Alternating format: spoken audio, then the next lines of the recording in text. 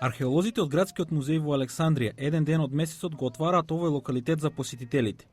Во обиколката тие се запознаваат со методите на археологијата, историјата на локалитетот и имаат шанса да поразговараат со археолозите. Земјата што тие ја претресуваат доаѓа од оваа место што некогаш било камп на американските индијанци, а подоцна по населувањето на европејците семеен дом и плантажа.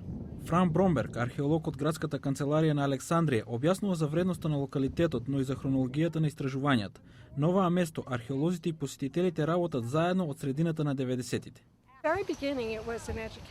Уште од почетокот ова беше едукативна локација. Ова е јавна програма. Информациите што ги имаме се дел од јавното наследство. Рут Ридер е организатор на настанот и едукатор во музеот. Ова го прави веќе 15 на години.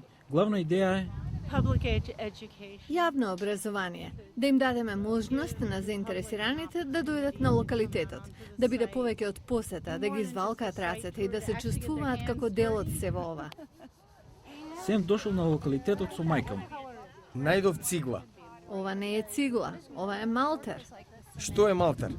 Малтерот ги поврзува циглите заедно. No, that's brick. I can see that. Oh, yeah. 7-годишниот Хјуит нашол цело едно богатство.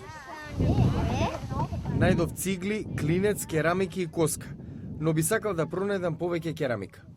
За родителите ова е забавен и информативен начин да го поминат денот со своите деца. Порано одеше во парк на показ на археологија и истражувања. Ова е шанса да види како изгледа вистинската и да научи повеќе за минатото. Пронајдоците се пребројуваат, регистрираат и селектираат, а следната локација каде ќе бидат представени е Градскиот музеј на Александрија. This is a bone.